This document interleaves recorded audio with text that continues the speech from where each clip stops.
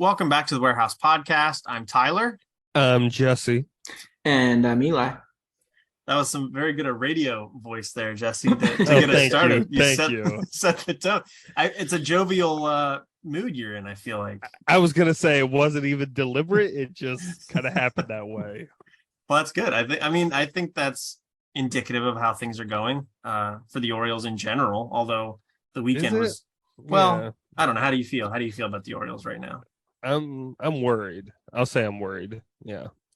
Well, yeah. I guess I'm in the same boat. It's interesting how like perceptions shift, because if it was April and you told us, hey, in 5 months the Orioles are going to be 3.5 games out of the wild card and not assured a winning record, but pretty close to assured they're going to have a winning record this year, you'd feel pretty good about that.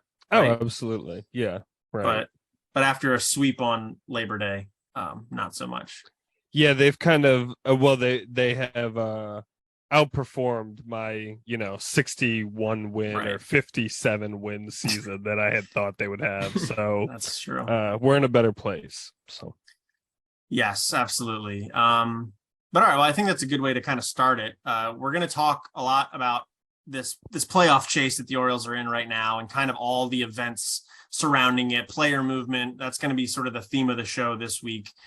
Before we get into that, I want to remind everybody to subscribe to the podcast. If you have not, please do that on Substack if you'd like. That'll come in the form of a newsletter. You can go to thewarehousepod.substack.com, or you can go to Apple Podcasts, Spotify, or wherever you get your podcasts and subscribe to the podcast there. And if you can, give us a rating and a review that's positive, and that'll help the algorithm get us to other people. So give a little call to action at the start of the episode. But yeah, let's talk Orioles playoff chances. We're recording this on September 7th. As we record, the Orioles are playing the Blue Jays in the finale of a huge 4-game series at Camden Yards. Didn't start off great. Orioles got swept on Labor Day, a doubleheader, which felt like a really good opportunity to get back close to even with the Blue Jays. Instead, the end of the day, 4.5 games back. Then on Wednesday, a crazy game that had sort of a playoff feel to it. The Orioles win that game to draw within 3.5 games. So as we record, the Orioles are 3.5 games behind the Blue Jays, and they're currently winning Game 4 against the Blue Jays, which hopefully that stands. But how are we feeling right now, Jesse? You said what was the emotion you were feeling? I said worried. Okay, do you want to expand on that? Why you're worried? Yeah, well, I mean the basic is that this is a Toronto team that is playing really well. I feel like Seattle and whatever the other team is above it, Tampa. Yeah. That is locked in on the playoff. No. I'm aware. So yeah, basically Seattle and Tampa are playing really well. I don't really see them falling off. They've been consistent. Tampa, I mean, obviously this is a great team, and Seattle has the first place out of the wild card positions. So I don't think that catching either of them is really feasible. Mm-hmm. I don't see them slumping enough. What would be required to catch them is for them to lose, 4 in a row, 5 in a row, something like that, probably. And I don't see that happening. So I think Toronto is really our only shot of catching, and they've been playing better recently. They, they had swept, I think, Pittsburgh right before they played us. Then they swept the doubleheader against us. So they're a hot team right now. And, we do have a 3-game series against them coming up. I think the 16th to the 18th, if I'm remembering correctly. They got 2 more 3-game series against the Blue Jays this year. They got 6 games 2 left. more. Yep. So the 2 more? Yeah, because the delay to the season, the last series of the year is against the Blue Jays. That was originally supposed to be the first series of the year, but it got pushed back because of the CBO negotiations. So there's 6 games left beyond tonight's game with the Blue Jays. So regardless of what happens tonight, the Orioles do technically, if you view it as just the Orioles and the Blue Jays, the Orioles do have destiny in their own hands. They could win all 6 games, but that's a lot. That's a tall task. Well, right. And the fact, I mean, it might even be better that if it was just a 3-game series, right? Because if you happen to sweep them, then, Yeah. that you're kind of leaving a little less to chance. If it's a 6-game series, you probably got to win at least 5 of them. So, and not a 6-game series, I was gonna say. 3. Sorry, yeah, two 3-game series, right? We're So, starting off hot tonight. Yeah, maybe they're gonna play a 6-game series in the playoffs. Is that what you're hinting at? Yeah, right. That's what I'm foreshadowing here. Okay. So yeah. So in any case, I think it's a tough task for us right now. And also, the starting pitching has been starting to fall apart a little bit. With some exceptions to that, Braddish had a couple, amazing starts against Houston and Cleveland, but he just had a bad start yesterday against Toronto.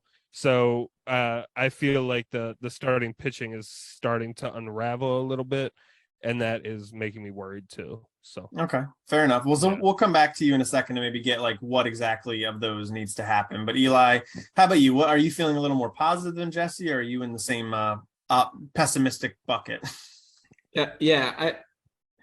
I guess the first thing I'll say is, what a difference a day makes. Because if you had asked me after that 2-game drop on Labor Day, I would have told you the Orioles season is about done. But yesterday, like, we saw some really gutsy managing from Brandon Hyde, pulling the starter in the 3rd or 4th inning, going to Dylan Tate. The team really rallied and came out huge. A 9-6 win. I don't know. That's about all you can ask for when you look for like a team that is willing to go all out and lock in on one specific game, a must-win game. The Orioles showed it there, and that definitely gave me signs of hope. That showed that there was still a heartbeat within this this corpse on the table. You're not quite sure if it's alive or dead. Right. And that's the Orioles playoff hopes. So I think that I think today I feel better. We do have a 1-0 lead, but bases are loaded with no outs for Tyler Wells. So that mood could swing back down by the end of the day where nobody's quite sure. But it's just good to be in this spot. It's good to be playing baseball that we care about in September. We were talking about it before this. We might actually have a rival. The Orioles do not play baseball against rivals, so to speak. Bench is clearing, Bench is clearing, right. I don't know. That's about it. So it's exciting to be here. My hopes for the playoff chances are on a seesaw. They're constantly up and down. Yeah, I mean, like I said, we're recording this during a game right now. We could have a very different feeling, like literally 2 hours from when we're recording this, because a loss puts them back 4.5 games. A win brings them within 2.5 games, which is where they started the series. And I feel like you feel pretty good about that, especially with the Orioles schedule coming up with 3 off days. It kind of is a rare opportunity for them to sort of sort out the pitching that you talked about, Jesse, because that is becoming a little bit of a situation. But yeah, I mean, I think what you said about it coming down to the Orioles or the Blue Jays is the situation we're in. That's really the only playoff race in the wild card situation. The other one in the AL is the AL Central race between the Guardians and the Twins. There's something there, but that doesn't really come into play to the Orioles too terribly much. But the other element of the Orioles Blue Jays thing is that there's a tiebreaker at play here, which is the head-to-head. They no longer play like game 163 to determine who gets into the playoffs. If there's a tie, it starts off with head-to-head as the first tiebreaker. And right now, the Orioles do have the advantage in that they've beaten the Blue Jays 7 times and lost 5 times. So if they can continue and get that tiebreaker out of these series, like if they win tonight and then sweep that next series, then they've got the tiebreaker in the bag. And you've got to feel pretty good about that. But if that doesn't happen, things start to get a little bit wonkier. So Jesse, maybe I'll go back to you and just real quick, what needs to happen beyond winning games? I guess what would need to happen to enable the Orioles to win those games to get into the playoffs? Yeah, I mean, I think mainly, right, it comes down to the starting pitching, and that's kind of been where, this is kind of what we've been dealing with for the entire season. So yeah, I mean, it's so much to put on these young pitchers, but really, I think it comes down to guys like Braddish and Kramer, and even we're seeing Tyler Wells pitch tonight. Even to a lesser extent him, right? So I really think a lot of our playoff hopes depend on the starting rotation giving us quality starts and not having to extend the bullpen 6 innings, or we can't, like Braddish, as Eli said, Tate came in the fourth inning yesterday, and granted, special circumstances because Right. it was a must-win game for the Orioles, but yeah, obviously that we can't afford to do that throughout the rest of the season. So these starters really got to step up, and yeah, really, Lyles, he's fine. So it's not as much, when he's not sick. Right. Well, that was part of the yeah, issue right. too, is that kind of threw everything off a little bit, and Right. had an impromptu bullpen game in the second game of a doubleheader was basically the worst possible pitching situation. For sure. Yeah. And I mean, yeah, and that was kind of what when we had that doubleheader, right? I mean, I know I texted you guys about this. We were throwing Mike Ballman, and then we had Bruce Zimmerman pitch, and at this point in the season, in these must-win games, that is not a sufficient, starting setup, right? So, yeah. So I really think it comes down to the starting pitching. I mean, if Braddish can, get back to form and kind of be throwing, 6 through 8 innings, right? I definitely think we at least have a fighting shot. I think, as we've talked about, this is a resilient team, an excited team. I feel like the Orioles don't feel like they are out of it yet, not at all. So yeah, but obviously, we got to start winning, and there's not a lot of time to make up a good amount of ground. Yeah, that's fair. I mean, yeah, the pitching, I mean, for every good team, you got to have pitching for sure.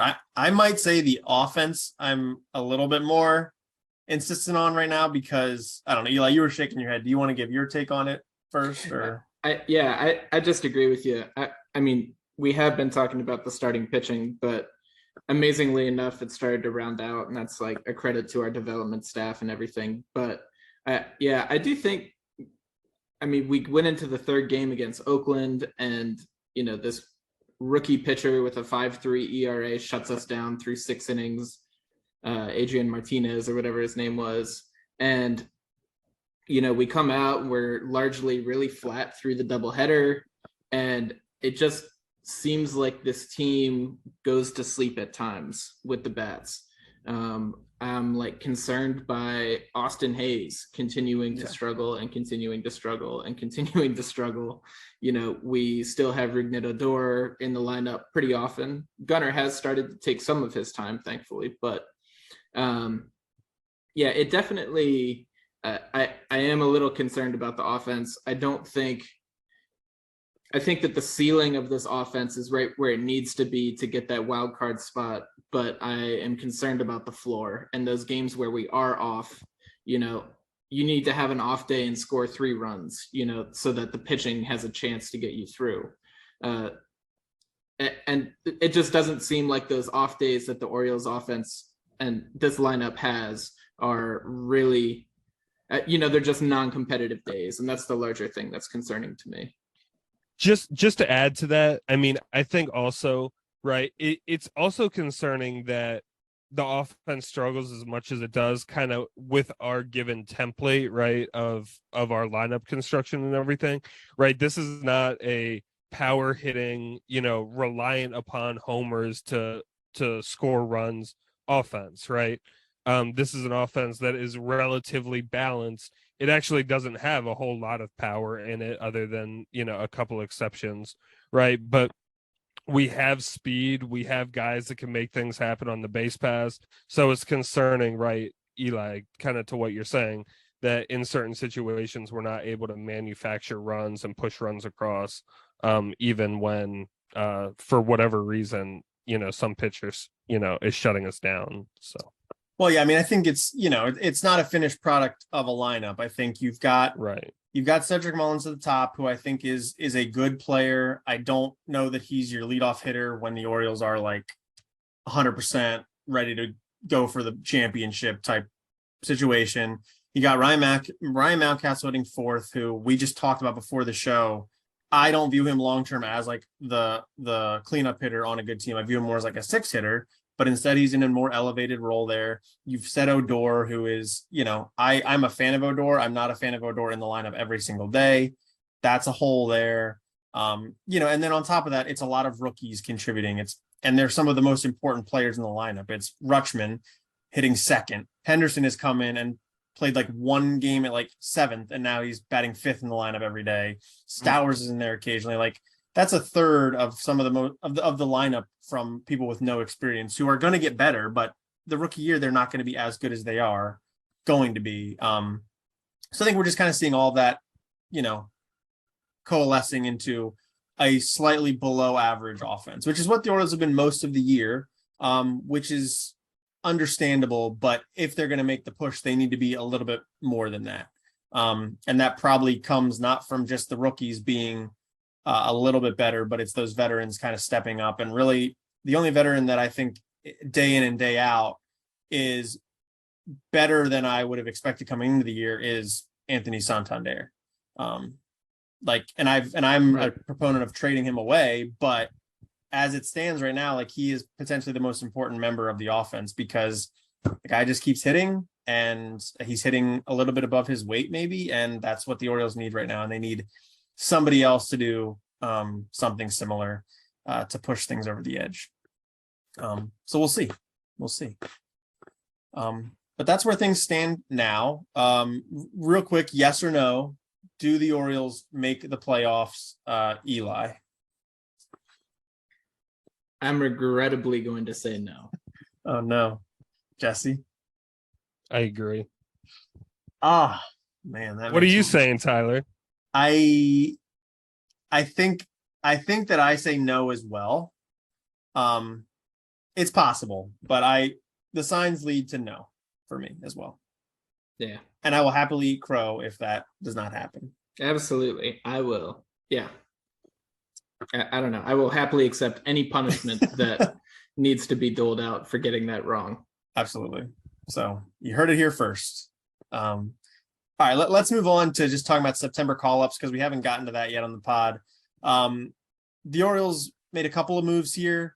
The biggest one was the promotion of Gunnar Henderson right before September 1st. It was kind of a weird thing where he was on the travel squad, and it was like they thought they were going to maybe play with some loopholes in the rules, get him on the travel squad. Then he would replace somebody in September through injuries. And instead, the Orioles put him on the travel squad for a couple hours, and then he was on the active roster immediately after that.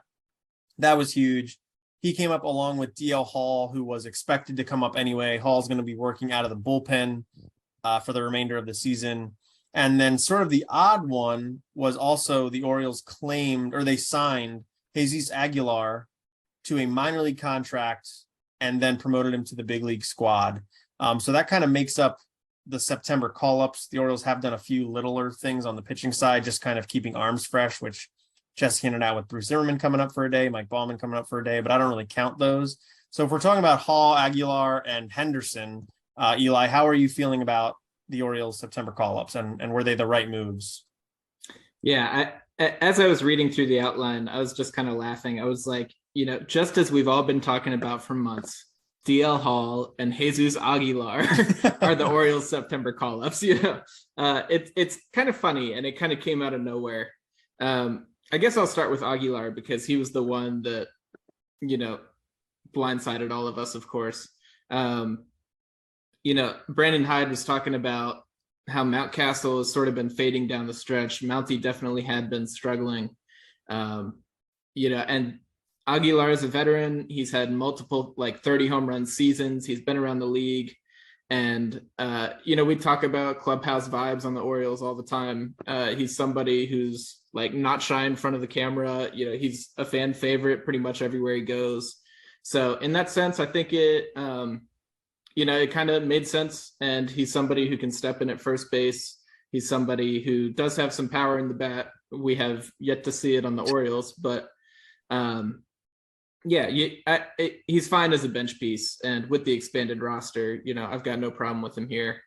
That said, with D.L. Hall and Gunnar Henderson, these were the two that, I don't know, for the last couple months, we've obviously been looking at to be up here and making a difference in September. Hall has had, one great outing and one pretty terrible one, fielding balls off the backstop that rebounded back to himself off the brick and everything. But I'm excited for him. I do think, it'll take a little bit for him to get used to this bullpen role, but the stuff obviously plays, as we've talked about ad nauseum. So I'm excited for him. I've really liked the way that Gunnar has been used. He has come up with the expectation that he's playing every single day, and they are throwing him in the heart of the lineup. They're moving him around the diamond. We've seen a couple bumps in the road with him at second base. He obviously has a lot less experience there, but I would take him there over Rougned Odor probably still, just for the offensive production. And I think that if you want to slide Henderson over to third base and slot Urias over at second, then everybody's a little bit more comfortable there. And I think that's probably the best infield that this Orioles team has to offer. Real quick to you, Eli, because we've been talking about September call-ups for a while, and you had thought for a while Jordan Westburg would be the call and not Gunnar Henderson. So, like, are you surprised at all, or maybe your thoughts have changed as it's gotten closer to actually happening? Yeah, I guess I had thought that predominantly because I was trying to like get inside the front office's head and I maybe like psyched myself out of, and talked down expectations. So I didn't get my hopes up about Gunnar. I don't think I was totally surprised. I mean, if you would have asked me before this season, I would have been surprised that Gunnar Henderson was in a conversation at all to be here at the end of the year. Given just how unbelievably talented the dude is, his meteoric rise this year, it made sense for him to be the one to come up. Westburg has recently started swinging it a little bit better. He came up super hot, went to a slump for a little while, and has kind of started coming back around it in Norfolk. But Gunnar's the guy. And by the time that the call was actually here, I agreed with it. Yeah, absolutely. Jess, your take on September call-ups and if you're happy with it?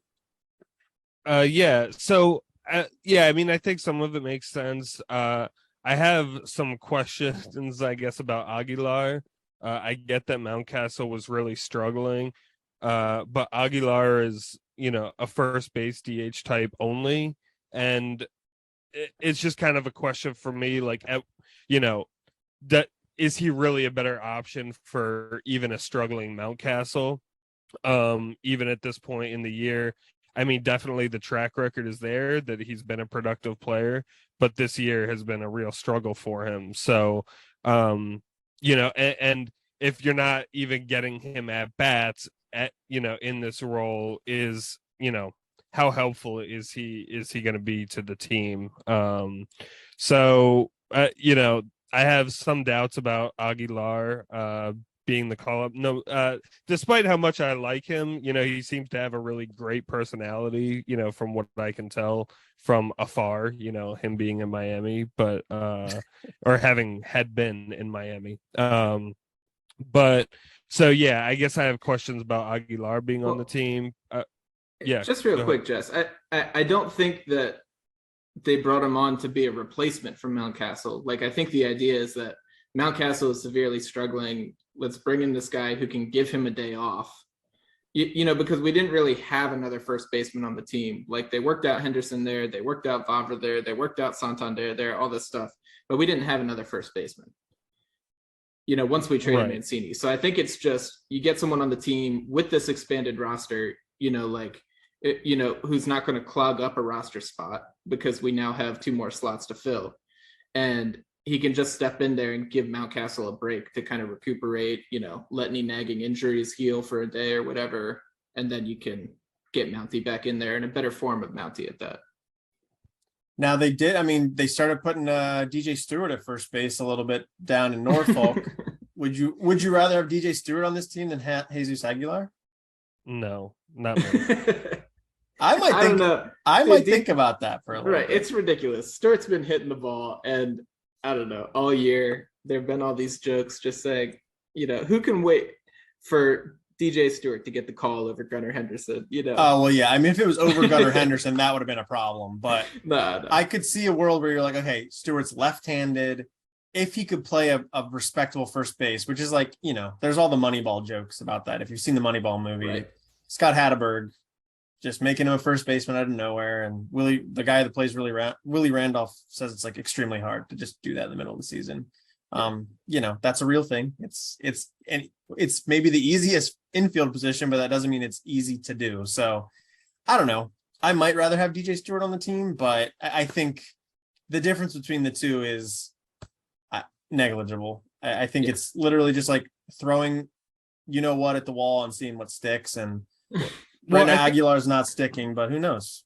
Yeah, I mean, Aguilar, granted, maybe even to call him more of a veteran is a little unfair because Stewart has been around a while, but Aguilar definitely has a better track record. Yeah. Except DJ had that one season where I felt like he walked or hit a home run every at bat. Was that the 2020 season? Yeah, he batted 193 with a 355 on base percentage and a 455 slugging. It's ridiculous. Only in 31 games, but he's got that. He's got that in his locker. So I don't know. But yeah, I think the Aguilar thing is literally just like, we'll see. And it's not a big deal if you just cut him in a couple days. Yeah, it's a low risk thing. Yeah. But the Hall Henderson thing is huge. And I think that's the kind of thing that the Orioles needed to pull if they were going to have any hope of getting over the hump. And even that might not be enough, but I like to see it. The Hall one was a no-brainer, but the Henderson one takes a little bit of guts to be like, let's get the kid up here. He's the youngest player in the major leagues right now. Right. That's kind of a big deal. So I commend him for it. And so far I'm impressed. Did he see a pitcher younger than him in the minors this year? I think I saw something. It was like he saw one pitcher younger than him or something. Okay. It was at least through like 4 months of the season. He had not seen a pitcher younger than him, but yeah, it's incredible. It's incredible. Yeah. The guy is outstanding. Well, yeah, let's transition into talking about Gunnar Henderson then, because you, Eli, said you like how they've used him so far. He's played 3 infield positions and he's DH'd. There's some thought of like, is that the proper way to treat a rookie potential cornerstone of your franchise? What do you think about that line of thinking? Yeah, to me, my predominant thing is that we want to get him in the lineup. He's a good enough athlete to handle any position, and I don't mind it too much. If we come into next year and we're swapping him around like this utility infielder, then I have a problem with it, because that's the year that you really need to start, establishing this guy in his major league role. But yeah, I don't have a problem with it right now for this, this 4-week stint that he's on the team before we're done. That's the point I would echo, is that it's a month long, right? This is the kid is 21, right?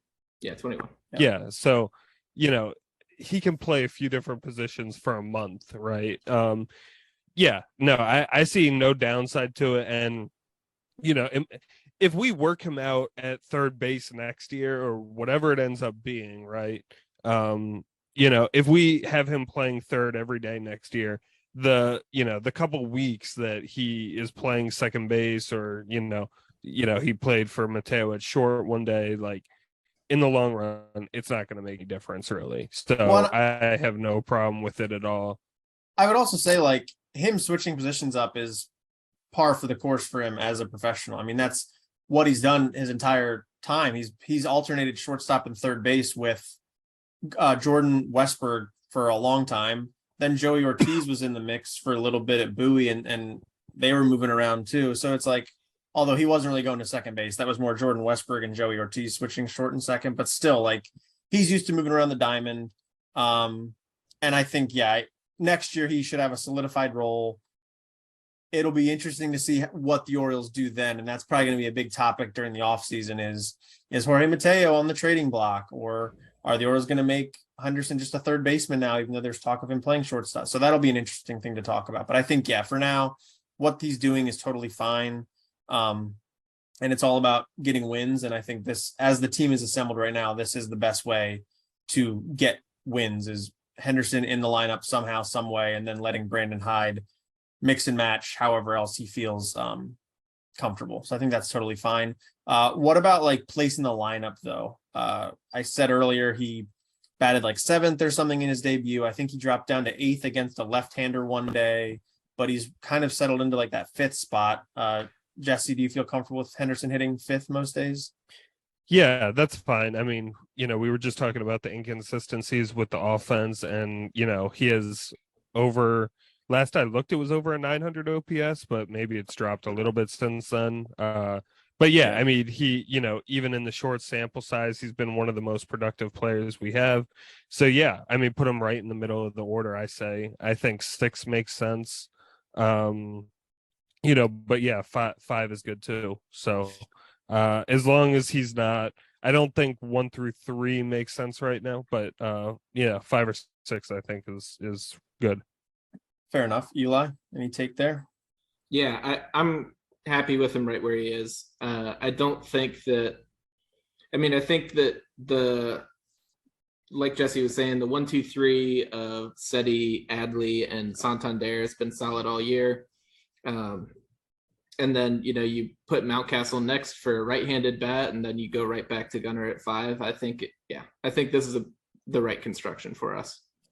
Yeah, and I kind of talked earlier. I like the aggressiveness with Henderson a little bit. It's you got to kind of take the kid gloves off as fast as possible at this point. So no, I like it. And then finally on Henderson, I guess if you guys just want to kind of give your take on your general thoughts on Henderson, what you've been impressed by. Maybe is he beating your expectations of him, Eli, or is he about where you thought he'd be? He's doing what I thought he would. He's able to, put a beating on the ball when he makes contact with it. We talked and we still talk. We always talk about Adley's plate discipline, but that was something that was mentioned about Gunnar too, as a skill that he's really refined in the past year. Pretty low chase rate, and he's been able to draw some walks. He is striking out a bit as well, but he's a first-time player in the major leagues. He's been everything you could hope for. But yeah, the true impact with the bat. I just got to talk about the foul ball he hit. That there was debate over whether it was a foul ball, but he takes a fastball, or it was a cutter or something. Up 3 inches off the plate inside and hits it onto Utah Street.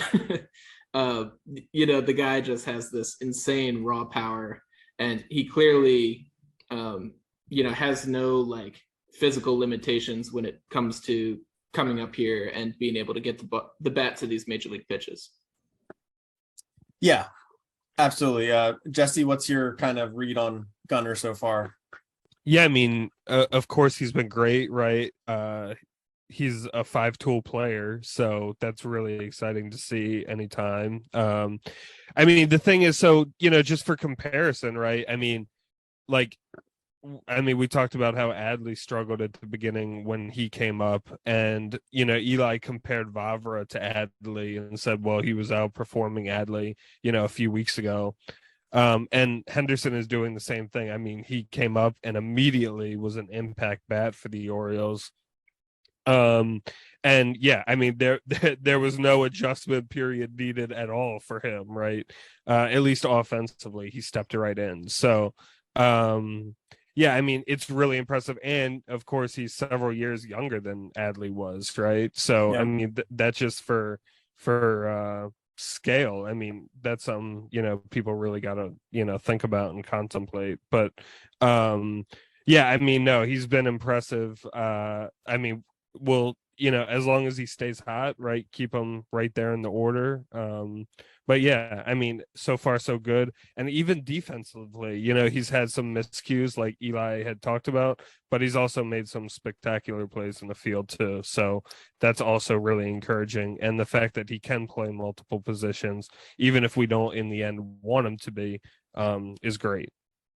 Yeah, I would just add to that, like you kind of started to touch on it with the defensive stuff. It's just like the athleticism he has because, like I've watched the highlight videos, I've seen all that stuff, but it's hard. It doesn't always translate. It's just there's something different about the quality of video that you get watching a major league game and even be able to see the games live and all that stuff. Is the guy is fast, like he just is. And when he's at shortstop, he looks super comfortable in the field too. He's got a good arm. Like, yeah, second base, he does look a little clunky and that, whatever. I'm not really too worried about that. But yeah, he's much more athletic than I think I expected. And I think part of that is that he's so young. He's 21. He will not be this fast when he's 25. I think I kind of just am anticipating that. But for right now, it's a good jolt to the lineup. And it's, again, kind of going back to what the offense needs to do, right, is kind of produce those runs, manufacture those runs, and you do that with speed sometimes. And Gunnar brings that to the table, which is just huge and just something that I wasn't totally prepared for. So yeah, it's been fantastic. Let's talk about another rookie, Kyle Braddish. As Jesse mentioned, he didn't have such a good start earlier this week, but prior to that, he was fantastic against the Guardians and the Astros, tossing 15 shutout innings against two potential playoff teams. Eli, you're kind of the pitching guru around here, so I don't know if you want to talk about what has changed with Kyle Braddish and whether you think those changes are here to stay or however you want to take it. Yeah, I'm the single thing that's been talked about most. He slid over to the first base side of the rubber. Braddish is somebody who, all of his best pitches really work to his glove side and work away from a right-handed hitter. And where he was kind of getting beaten up was, he's got this phenomenal slider, one of the best in the game. To use a phrase from On the Verge, a metrically sexy slider. And, he'd only get hurt when he left it over the plate. So he kind of aligns himself with his glove side of the plate, that enables him to really start working that off the plate, starting it on and working it off, even if it backs up on him a little bit. And I think that just caters to his repertoire a little bit better. His fastball really doesn't have much horizontal run to his arm side. It's one of the straighter ones. So, largely he's able to work just further and further away from right-handed hitters, and it's doing a little bit less damage, or it's preventing them from doing so much damage, I should say. And I think that's been really effective for him. It's clearly had pretty good results. The Blue Jays, like we talked about, beat him up a little bit, but going 7+ against two division leaders, one of them being the Astros, the best team in the AL, it's impossible to argue with. It's been pretty exciting. Yeah, absolutely. The Orioles need the help, as much help as they can get on the pitching side of things. And they also need to kind of think about the future a little bit. And if Braddish can be even like a 4 or 5 guy, he's not going to do this every single time. That's hugely valuable, especially considering, where they got him. It was a trade for Dylan Bundy, who's one of like 4 players they got. So this would be awesome if it's here to stay. Jess, any thoughts on the Braddish situation and maybe what you see him doing long term? I know there's been a lot of talk about him being a bullpen guy eventually, but I don't know. What are your thoughts? Yeah, I mean, I'm not sure about that. I don't see that happening. I think he has a lot of upside as a starter. So yeah, I mean, as far as long term, right. I mean, like, I definitely think that, right, he's gonna have more struggles moving forward, of course, but and teams are going to adjust and make corrections and stuff like that. But when you have a young pitcher in his first year, right, I mean, really what you would like to see is just flashes of being great, and he's demonstrated that. And, the fact that he has that in him is a really positive thing. The fact that we know, there will be some days he's just feeling it and can be lights out, and that's it. The fact that he has the ability to do that to a major league team, and a major league team as good as the Astros. Cleveland is a good team, but they're not that great offensively. So the fact that he has that in him is really encouraging, and I think that does speak highly of his ability to stay in the rotation long term. Yeah, and I mean, I think back to that Cardinals start too earlier in the season where he was like insane and struck out a million people, Right. and the Cardinals are another good team. I mean, yeah, I don't think every relief pitchers are in the major leagues for a reason. They're very good. The kind of stigma against them is typically they're really good with like one, maybe two pitches. The stamina is not there. There's reasons they're in the bullpen instead of starting games. But not all of them could go 7 shutout innings, 8 shutout innings 3 times in a year, which is what Braddish has essentially done. So I think, yeah, there's enough there to keep working with. And, we're going to see Grayson Rodriguez come up eventually. I think the Orioles are going to go sign a decent veteran starting pitcher this offseason, but there's still innings that they need to pick up. John Means is going to be back next year, but probably not until the All-Star break. And I think Braddish is probably going to be like their number 4 or maybe number 5 guy next year, and they need him. And I think, yeah, there's enough meat on the bone there to keep working with things. That slider's fantastic. And if, like you said, Eli, if he can just put something on that fastball to make it move just a little bit, then you're working with 2 pitches. The curveball's not a bad, like, show me pitch. Like, now you're kind of working with something there that week in and week out, he can go 5 or 6 innings. And that's really all you need. And occasionally he's going to flash that 7 or 8. That's fantastic. So, I'm really, ever since he came back off the IL, he's looked like a different pitcher. So I'm encouraged by that. And I got to keep reminding myself, he is a rookie. This is normal to have struggles, and you just got to keep at it. We're seeing with Dean Kramer this year, there can be huge strides made. You can't just give up on somebody with one bad start. So yeah, kudos to Kyle Braddish, and I hope he keeps on doing it. Let's talk Tyler. Yeah, and the Orioles are definitely putting a lot of weight on.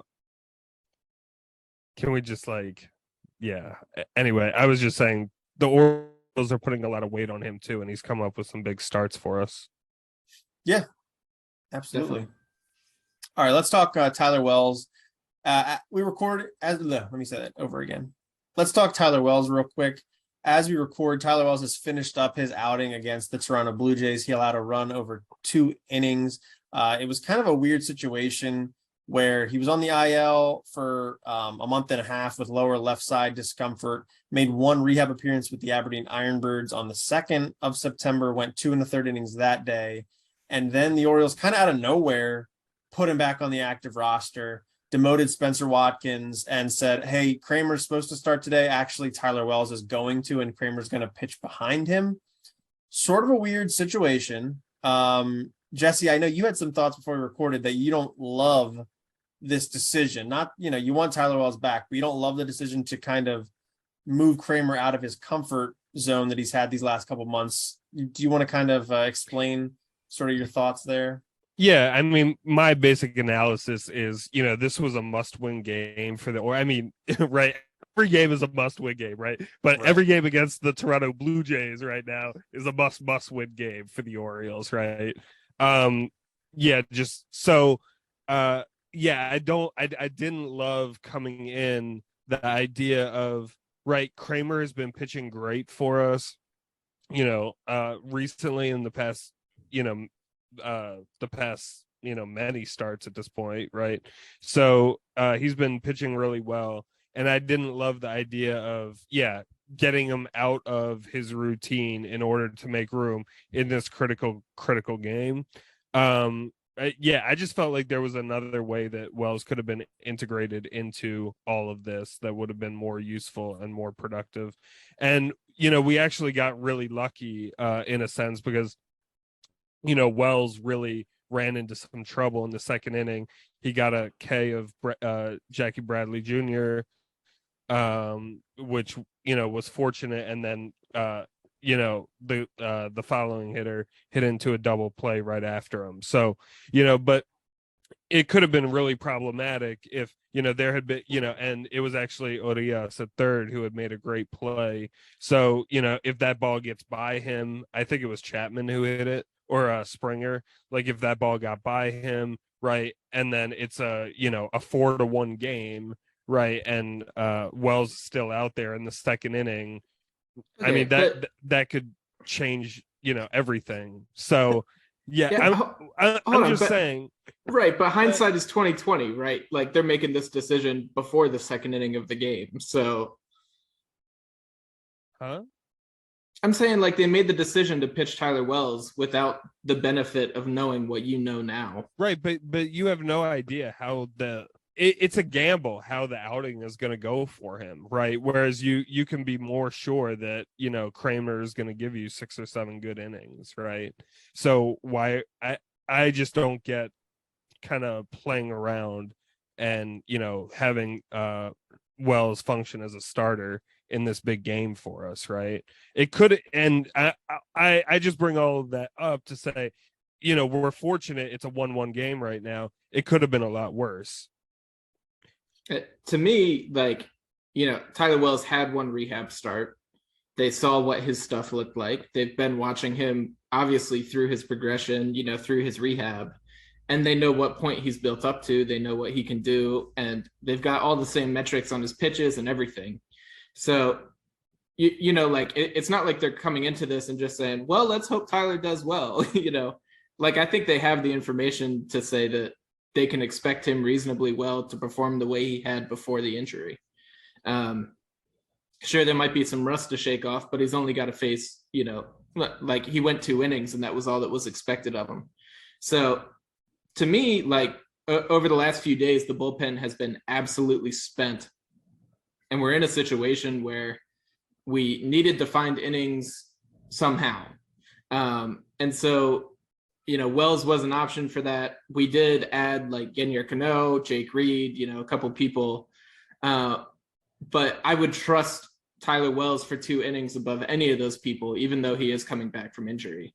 And so if you want to continue building Tyler Wells up as a starter and you want to get innings from him, then yeah, let him come in, face 2 innings. Tyler threw something out. I hope I'm not stealing his later go thunder. for it. Tyler threw something out earlier on Twitter today, showing how much more effective Dean Kramer has been the first and second time through the lineup rather than the third time through. And you then have Dean Kramer not facing 1, 2, 3 a third time. He comes in at the back half of the order and he'll face 7, 8, 9 for the third time rather than that 1, 2, 3. And then you've only got 1 or 2 innings at the end of the game left to bridge from this bullpen that, as we just said, has been overtaxed a little bit the last couple of days. And, Felix threw 2 innings last night, so you probably won't even have him at the back end of this game.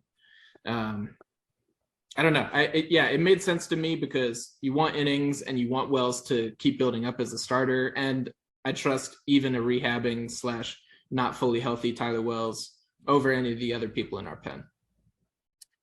Yeah, I mean, I think I do tend to fall down on Eli's side of it because, it is sort of what we talked about at the beginning where it's you got to go all out. You got to pull out all the stops to figure this out. And if they're confident Tyler Wells is healthy enough to pitch in a major league game, then you put him in a major league game. And if you've talked to Dean Kramer and said, hey, we want to bring Wells back up and ideally to us, we'd like him to start. How do you feel about coming in after him? If Dean Kramer says, yeah, I love it, then you go, all right, cool. We got buy-in from Wells, buy-in from Kramer. Let's rock and roll. Hopefully get 2 pitchers to go through 7 or 8 innings.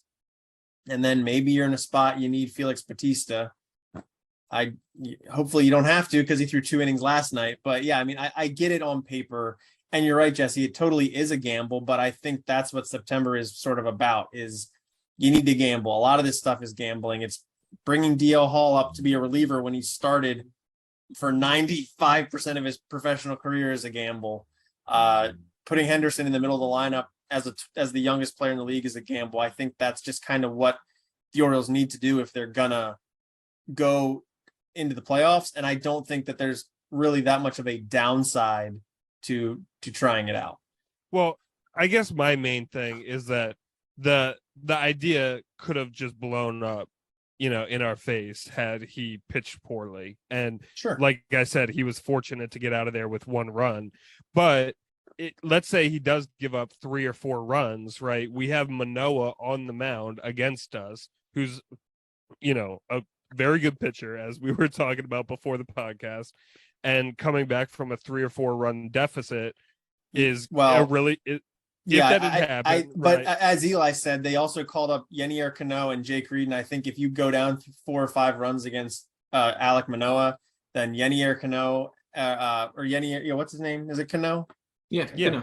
Cano and Reed are going to bite the bullet and going to probably throw 3 or 4 innings each, and we're going to send you back to Norfolk, and we'll bring somebody else. Gets saved. Yeah. I see. Okay. Well, that I mean, not that it changes my overall analysis, but it does change it a bit because, right? I mean, I was imagining, Kramer entering the game in the 3rd inning, down 4-1 or down 4-0. I mean, they have 3 off days in the next week, so right. I think even if they pitch Kramer tonight and they were down by 4 runs, you didn't really burn him because everybody's still going to be on normal rest, if not extra rests this time through the rotation. So like, right. I get what you're saying, but I think regardless, it's when you go into a game against Manoah, who's a Cy Young candidate, you're probably not the odds favorite anyway to win. So you might as well roll the dice a little bit and see if you can get lucky. And it didn't really work out, but it didn't hurt them either. So I don't know. I think another factor in all of this is that it's a little bit of like a psychological play as well. The Blue Jays have probably been preparing for this outing against Dean Kramer, for the last 3-4 days, since they came down. Their analytics department came up with information, said this is how Dean Kramer likes to attack you. And then 6 hours before the game, Dean Kramer is actually not starting against you. Right. That's a good point. Tyler Wells probably, like, they haven't had any scouting on him in the last 2 months or so. It's a little bit of a play to, I don't know, just get that one little leg up. You just get through the first half of their order one time with Tyler Wells, and if he can limit damage to a reasonable amount, then it's that one extra little chess move that you have. And like we've been saying, you're pulling out all the stops in this playoff race. So I think it was interesting from that sense too. Yeah. You got to do what you can to survive. Spencer Watkins, as we mentioned, was the player optioned. I think this makes sense in my head. He's a starter. He's probably going to come back up pretty soon, I would imagine. But are you guys all right with Watkins being the one to get sent down, Jesse? I'm fine with it. Yes. Okay. Eli, are you fine with it? Yeah, I'm fine with it. I got to give Watkins credit. He has been effective. He's struggled in the last 3 starts or so, but by and large, he has been pretty effective for us this year. And, he, as part of that rotation that has been good, is part of the reason we're in this position right now. So want to give credit to him. He's probably a major league pitcher somewhere in this league. These are the kinds of decisions that you got to make when you finally have a talented lineup, though. And yeah, I mean, it does seem like he's the odd guy out. Lyles, Voth, Kramer, obviously none of them are getting sent down. You're going to slot Tyler Wells right back in the rotation straight up. So it makes sense to me. Yeah, fair enough. Let's talk Kyle Stowers. I kind of threw this topic in here because it's something I've seen talked a lot about on the part of Orioles Twitter that likes to react to every single lineup that Brandon Hyde puts out, which to me is it drives me a little bit insane. But Stowers doesn't start a whole lot. Since being recalled on the 19th, and these numbers are from prior to tonight's game, but since being recalled on the 19th, the Orioles have played 18 games. Stowers has appeared in 11 of them and started just 8 times. You mentioned earlier, Eli, that Austin Hayes has really struggled. So that paired with Stowers not playing a whole bunch, although he did start tonight, I believe, is a little bit hard to swallow, especially when we're talking about pulling out all the stops to get into the playoffs. Why not put a rookie in instead of a player that's really struggling? So Jesse, what do you think about the Stowers situation? Is he being handled properly? Are people on Twitter potentially overreacting to a non-elite prospect not being in the lineup every day? Nobody's crying about Taron Vavra not being in the lineup every day, but Kyle Stowers gets some tears going. How do you feel about that, Jesse? Yeah, I mean, I think it's kind of a difficult situation for Hyde. I get why he's not in the lineup every day because, I think, frankly, he doesn't warrant being in the lineup every single day. So I don't actually have much of a, despite my previous and past criticisms of Hyde, I actually don't have a problem really with how he's handling Stowers. I mean, look, our DH slot is kind of full. Our right field slot, we have Santander out there most of the time. Santander can't be an everyday DH if we want the lineup constructed in the way that we want it with Henderson or Adley in there, right? So yeah, I mean, I think it makes sense that Stowers is one of the guys that that doesn't get in the lineup every day, and I think that's okay. I don't have a problem with that. If he gets really hot, then we can start playing him more. But I think for right now, like his playing time is according, I think, to what makes sense for the Orioles. So I think it's good. Okay, that's good to hear. There's some sanity. Eli, how do you feel? I don't know. I'm not as up in arms as most people are, but I don't know. I do question it in the context of Austin Hayes. I agree. Yeah, he's, it's not worth kicking Santander to DH full time, but at this point, is there an argument to be had that Austin Hayes is just a hole in our lineup right now? He has been struggling hugely for the last, I don't know, since the All-Star break, really. I just don't fully see what benefit we really have from keeping Hayes in there. I think one thing that's valid, and I think maybe starting to be a little bit of a concern for us, is how much of our lineup are we going to have that's left-handed? I do think that Hayes might be in there for bringing a little bit of balance so that you can't just roll out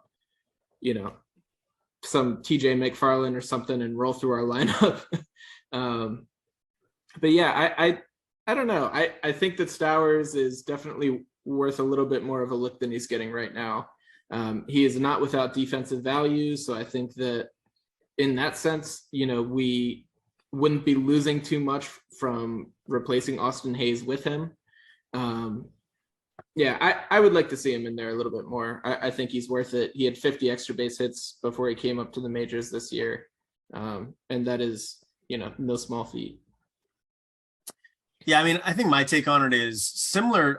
I'm pretty sure I said this about the Vavra Odor situation, which was, I know everybody's down on Odor because we know his numbers are what they are, and Vavra is the new shiny thing who's going to come up and hopefully be the savior to those numbers. That hasn't really happened for Vavra. He was really hot to start, and now he's cooled tremendously to the point that he doesn't really play.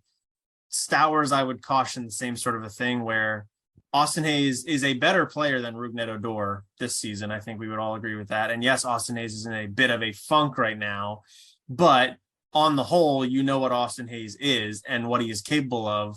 Kyle Stowers is a rookie who we don't really know. He may never be as good as Austin Hayes has been. So why would you make a swap in this situation where you're going for the playoffs? You need the most potential production. What Hayes can do. Stowers is a little bit more of a mystery, a variable. I get what we've, it kind of goes counterintuitive to what we've been talking about, where you got to pull out all the stops. And if one guy's not playing well, you need to try the other guy. But I don't know.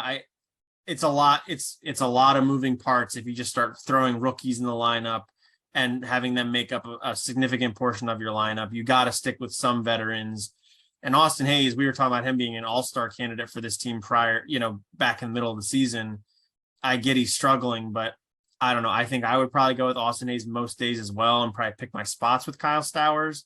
The thing with Stowers that's frustrating is that the Orioles don't seem to want to play him against left-handed pitching when he's hit left-handed pitching better in the minors this year. Now, not for his whole career, but this year it's been much better against lefties. So it's like, a weird thing, and it's even something that Hyde said when he was promoted, was like, yeah, we got a lot of righty pitchers coming up, so Stowers is going to play. Like, I don't know. There's a little bit of I'm not understanding that 100%, but yeah. That's one of those where I just say they have more information than we do, because they're not going to check on whether Kyle Stowers is good against lefties on baseballreference.com or anything, That's fair. I just went and checked. Austin Hayes in July had a 60 OPS plus and 79 last month. So he's been 40 and 21% worse than a league average hitter. And he is plus defense over in left field. We've all said he's capable of center, but he definitely is a hole in the lineup right now. Mm-hmm. Don't get me wrong. The idea that you need like a more quote unquote stable base to work from as we're going into this playoff push, and you need these known quantities in the lineup, I think that's totally fair.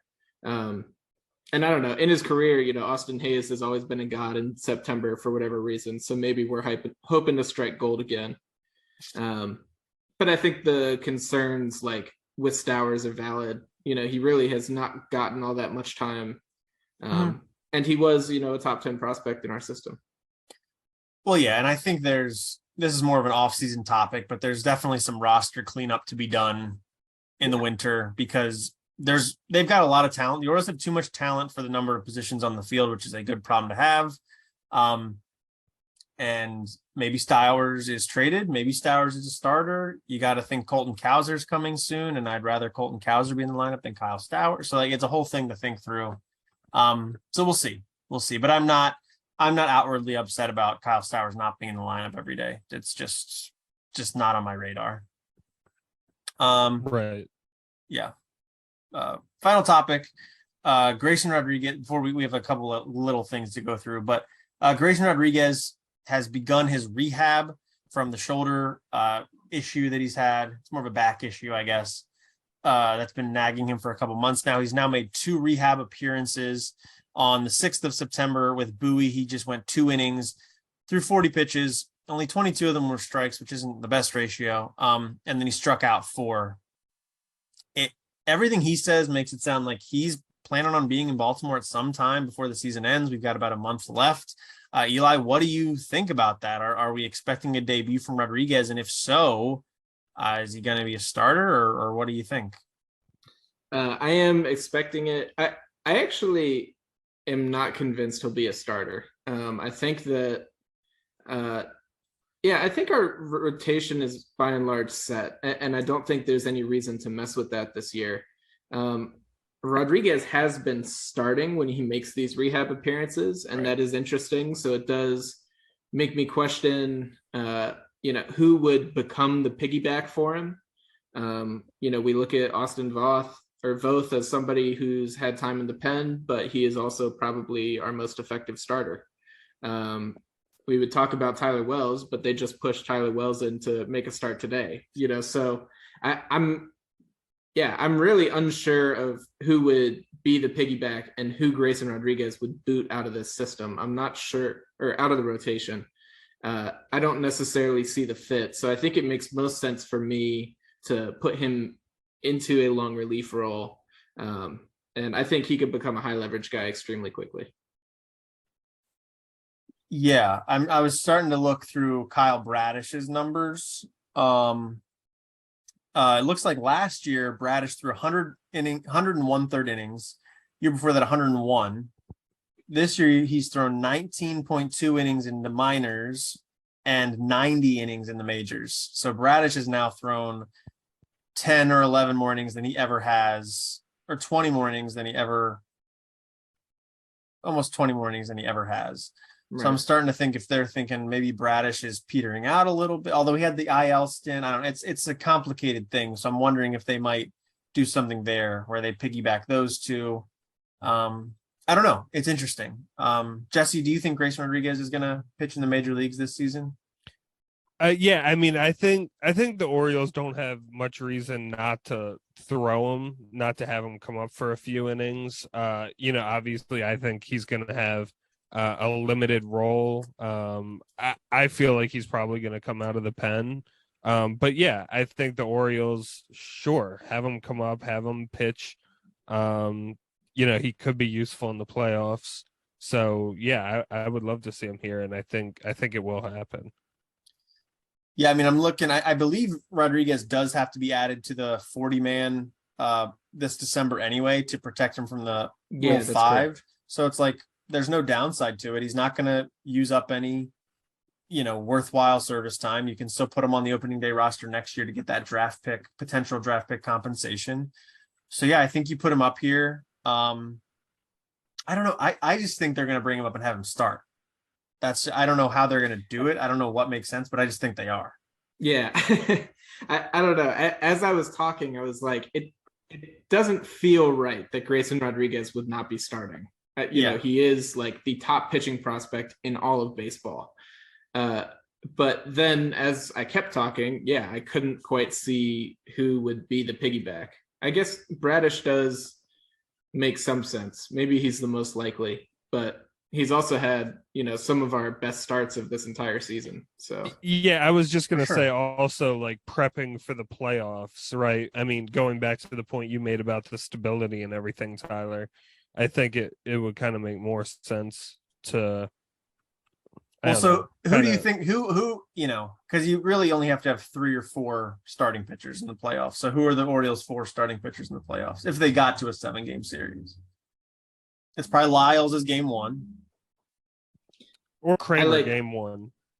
I think Lyles goes game 1. I do too. Not that I think Lyles is the best pitcher, but but I don't know. I got Lyles, Kramer, Voth, and Grayson Rodriguez. Yeah. I don't know. I probably. I don't know. I would put Tyler Wells in there over Grayson Rodriguez though. Yeah, it probably would be Tyler Wells. Yeah. I don't know. And you got to assume in the next month he'll build up fully. Wasn't it David Price came up as a rookie and pitched in relief and was just amazing? Yeah, definitely. So maybe they do that. Although granted, Wells did have the stint on the IL, but I mean, we had before that happened, we had been talking about his innings limit too, and how he was reaching his max. So, he was kind of the same situation Braddish is in. Yeah, it's a good issue to have, but we all seem to be in agreement. He will pitch in the majors this year. I think he'll do it as a starter, and you two are saying reliever for now. For now, okay, fair enough. and then you just stretch him out as a starter next year. Okay. Yeah. Real quick before we go, we got a couple quick hits of news around Birdland. The Orioles claimed pitcher Jake Reed from the Dodgers. He's now in the Orioles bullpen. We'll see what happens there. Jonathan Arauz has been DFA'd. Bummer for him. And then sort of the juiciest. Tyler, you're going through these with a lot of enthusiasm. Well, if you guys have any thoughts, please jump in on Jake Reed and Jonathan Arauz. But my assumption was there's not much meat on that bone. I will say one very quick thing about Reed. Reed actually has been kind of a hot commodity on the waiver wire. He's bounced around a couple teams, and he's got this fairly interesting, like super low arm slot with mid-90s velo, a lot of sink. So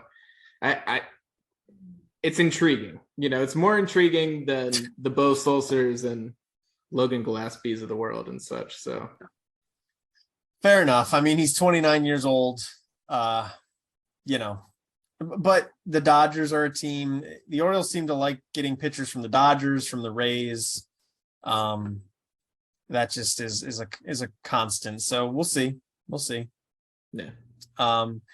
And then the last little nugget was a Baltimore Banner story that Eli sent to us right before we recorded about the continuing lawsuit between the Angelos brothers. There were new details there that Mike Elias was talking to the San Francisco Giants about a potential job there, was pretty hot and heavy on them, but decided to go with the Orioles for a couple reasons. One was that he and John Angelos had a really similar vision for the future of the Orioles. And part of that vision was basically redoing the entire organization from top to bottom. And Elias would report directly to John, not Lewis, not anybody else, just to John. And then it was Elias's decision to fire Brady Anderson alone. It wasn't a John Angelos decision. It was Mike Elias. So I don't know. Those are pretty juicy nuggets. I don't know if they really like matter, but they're at least interesting, Eli.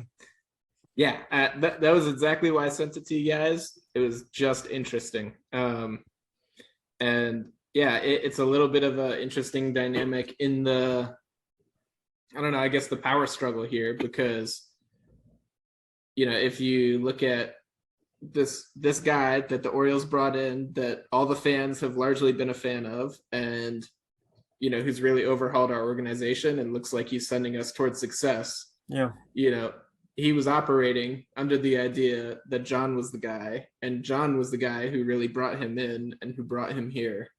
And I don't know, it might be a little public perception swing in favor of John Angelos. Yeah, we're playing the PR game at this point. So I don't know. They did also talk about in there that the Angelos family has been angling to eventually sell their stake in the Orioles. The story kind of connects that to them moving the team, but I don't understand how the two are necessarily connected, because not every time a team gets bought do they get moved. Right. I think that's more of just, I don't know, just to elicit some emotions in people. But I will not be shocked if and when the Angelos family sells the Orioles, but I don't expect that to impact where the Orioles play baseball. But yeah, just interesting. Jesse, any thoughts on that story, or any of those other news bits we just went through? I mean, it was kind of nice to know that Elias chose us rather than, you know, him just taking it because it was all that was offered to him, or, you know, so that was good to see. Yeah, I mean, look, it's like most powerful people, and, you know, Mike Elias runs a baseball team. He's not changing the world, but it's a big job. I'm sure he makes a healthy salary and all that kind of stuff. Those types of people like to have ultimate control of their domain, and that's what the Orioles seem to have offered. And I mean, yeah, like you said, Eli, you can't really argue with the results on the field right now, and all the peripheral measures of the health of the farm system. And it sounds like they're getting a deal done with the state of Maryland to extend their stay at Camden Yards. Like, all those things seem really good too. And, you know, if they get to the playoffs this year, that's icing on the cake. But yeah, it's can't really complain from a fan perspective, at least in 2022. You could definitely complain for the last 3 years leading up to it. For sure. Yeah, that is all the Orioles topics we've got. We talked about a bunch. I want to remind everybody to please subscribe to the podcast if you've not already done so. That's on Substack at thewarehousepod.substack.com or on your various podcast platforms. If you like what we do, please give us a positive rating and share us with a friend. If you have an Orioles fan friend who might like us as well, that would be awesome to do as well. We'd appreciate that. You can also follow the show on social media at The Warehouse Pod on Twitter, Instagram, Facebook. We have a Facebook, but really it's Twitter mostly, where Eli's kind of running the show. You can also email the show if you'd like, thewarehousepod@gmail.com. And if we see it, we'll respond to you. Guys, anything else to shout out before we get out of here? Let's go O's. There you go. Got 1 month push, left. baby. Yeah. The 1 month countdown. Yeah, and I know our publishing schedule is a little bit wonkier, but you know, if things get real hot and heavy, we definitely will edit some things to make sure we're staying current and giving you guys some content that's actually relevant. So yeah. Thank you so much for listening to this week's episode of the Warehouse Podcast. Until next time, I'm Tyler. I'm Jesse. And I'm Eli. Thank you for listening.